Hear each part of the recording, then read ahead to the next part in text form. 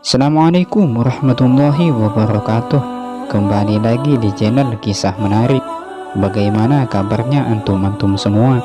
Semoga baik-baik saja. Sebagai manusia, kita dilengkapi oleh Allah dengan karsa atau kemampuan untuk berkehendak. Namun, seringkali nafsu lebih besar daripada logika, sehingga kita tidak berpikir matang-matang sebelum bertindak.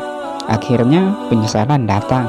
Salah satu nabi yang mengajarkan kepada kita tentang konsekuensi penyesalan adalah Nabi Yunus. Nabi Yunus hidup sekitar abad ke-8 sebelum Masehi, tepatnya setelah masa Nabi Ilyas dan Nabi Ilyasa.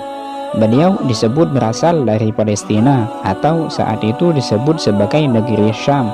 Allah memerintahkan Nabi Yunus untuk menyeru penduduk Ninawa agar menyembahnya. Kota Ninawa sendiri terletak di Mosul, Irak. Nabi Yunus termasuk salah satu nabi yang kisahnya diceritakan berkali-kali dalam Al-Quran. Bahkan namanya diabadikan menjadi salah satu surah, yaitu surah Yunus. Nabi Yunus diutus oleh Allah untuk berdakwah pada penduduk Ninawa.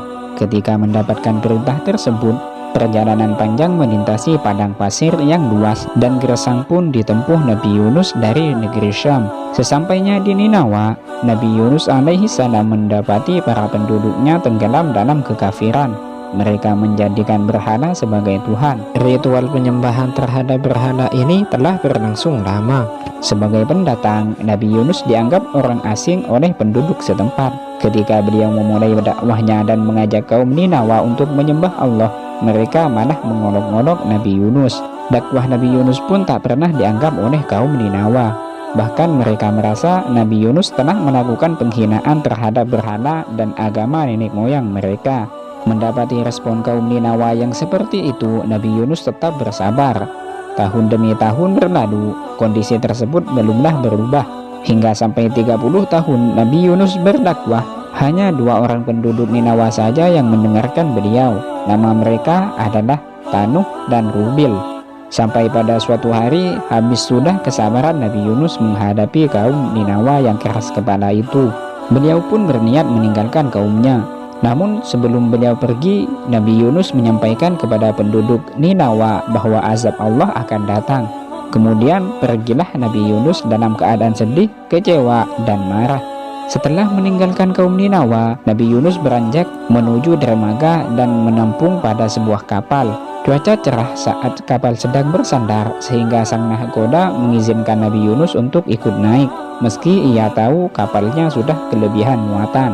Sampai di tengah laut, cuaca tiba-tiba memburuk. Awan hitam bergulung-gulung, angin kencang, dan gelombang besar tiba-tiba memerangkap kapal. Badai besar itu membuat kapal tidak stabil. Nabi Yunus pun mengajak nahkoda dan seluruh penumpang kapal untuk berzikir kepada Allah. Sang nahkoda kemudian memerintahkan kepada seluruh penumpang untuk membuang barang bawaan mereka ke laut. Harapannya dengan beban yang berkurang, kapal akan bisa kembali stabil. Ternyata tidak demikian kenyataannya. Akhirnya sang nahkoda harus mengambil keputusan pahit, yaitu mengurangi jumlah penumpang kapal. Agar adil, penentuan siapa penumpang yang harus keluar dari kapal pun dilakukan dengan undian. Sang nahkoda meminta seluruh penumpang menuliskan nama mereka satu persatu. Kemudian proses pengundian pun dimulai. Pada pengundian pertama, nama yang keluar adalah Nabi Yunus. Namun seluruh penumpang menolak hasil tersebut sehingga diulang kedua kalinya. Pengundian kedua kalinya juga mengeluarkan nama yang sama, yaitu Nabi Yunus, meski para penumpang lainnya masih keberatan. Hingga akhirnya terjadilah pengundian yang ketiga kalinya. Namun tetap saja keluar nama Nabi Yunus. Nabi Yunus pun menerima hasil undian tersebut dengan ikhlas. Beliau pun menyeburkan dirinya ke laut setelah menyebut asma Allah. Dalam beberapa riwayat dikisahkan bahwa setelah Nabi Yunus terjun ke laut, cuaca kembali cerah dan lautan kembali tenang. Di laut, Nabi Yunus diombang-ambingkan gelombang. Kemudian Allah memerintahkan seekor ikan paus untuk mendekat dan menelan Nabi Yunus tanpa meremukkan tulang dan daging beliau. Ada pula pendapat yang menyatakan bahwa ikan yang menelan Nabi Yunus adalah ikan Nun. Ikan itu disebut-sebut masih hidup saat ini dan akan terus hidup hingga hari kiamat. Di dalam perut ikan yang gelap, Nabi Yunus sempat mengira dirinya telah meninggal. Allah pun mewahyukan bahwa beliau ada di dalam perut ikan. Nabi Yunus pun menggerakkan kakinya dan bersujud.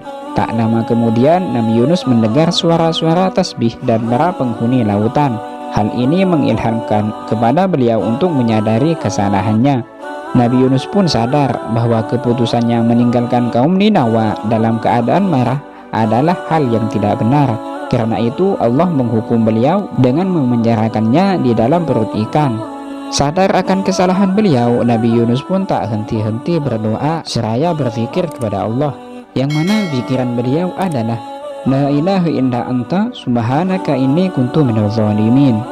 Allah pun memperkenankan doa Nabi Yunus tersebut, hingga akhirnya Allah memerintahkan ikan yang menelan Nabi Yunus untuk memuntahkan Nabi Yunus, sehingga beliau terdampar di daratan yang tandus. Tubuh Nabi Yunus pun dalam keadaan lemah dan sakit karena kekurangan nutrisi di dalam perut ikan. Untuk itu Allah menyembuhkan beliau dengan menumbuhkan tanaman yaktinah atau sejenis labu dan meminta Nabi Yunus untuk memakannya. Adapun mengenai beberapa lama waktu Nabi Yunus berada dalam perut ikan, ada beberapa perbedaan pendapat di antara para ahli tafsir. Ada yang menyebutkan bahwa Nabi Yunus alaihi salam ditelan ikan paus pada waktu duha dan dimuntahkan kembali sore harinya. Ada pula yang berpendapat Nabi Yunus ditelan selama 3 hari. Pendapat lain menyebutkan bahwa beliau berada di dalam perut ikan selama 7 hari. Namun pendapat yang paling masyhur adalah selama 40 hari. Seperginya Nabi Yunus dengan kekecewaan terhadap kaum Ninawa, azab Allah benar-benar datang beberapa hari kemudian. Seperti yang beliau janjikan, awan gelap menutupi langit bersama petir menggelegar, angin kencang menyapu rumah, peternakan, dan ladang kaum Ninawa. Tak sampai di situ, gempa besar juga Allah timpahkan kepada mereka. Penduduk Ninawa pun sadar peringatan yang disampaikan Nabi Yunus benar-benar terjadi. Karena itulah mereka bertaubat dan menyebut nama Allah untuk memohon perlindungan. Kaum Ninawa juga mencari Nabi Yunus. Sayangnya saat itu beliau sudah pergi. Pertaubatan yang dilakukan kaum Ninawa ini sangat serius dan jujur. Seluruh penduduk, laki-laki maupun perempuan, anak-anak, tua, muda, semua luruh dalam khusyuk menyebut asma Allah. Melihat kejujuran pertaubatan mereka, Allah pun menerima dan menghentikan azabnya. Hingga akhirnya Allah menuntun Nabi Yunus untuk kembali kepada kaum Ninawa. Kaum yang telah bertaubat itu menyambut Nabi Yunus alaihi salam dengan sukacita. Allah pun memberikan keberkahan dan kenikmatan hidup kepada mereka hingga waktu tertentu. Kembalinya Nabi Yunus kepada kaum Ninawa juga diabadikan oleh Allah dalam Al-Quran. Berdasarkan kisah yang diceritakan turun-temurun, ikan yang menelan Nabi Yunus alaihi salam memiliki wujud yang begitu besar hingga dapat menelan apapun, dinamai ikan nun. Walaupun ikan ini belum terdefinisikan dengan jelas, namun penggambaran ikan ini dimiripkan dengan ikan paus. Secara logis, memang tidak ada ikan lain yang memiliki ukuran lebih besar dari ikan paus. Pelajaran yang bisa diambil dari kisah Nabi Yunus ini adalah sabar dalam menyeru kepada kebaikan. Yang kedua, memperbanyak zikir kepada Allah. Yang ketiga, berserah diri dan memohon ampun kepada Allah.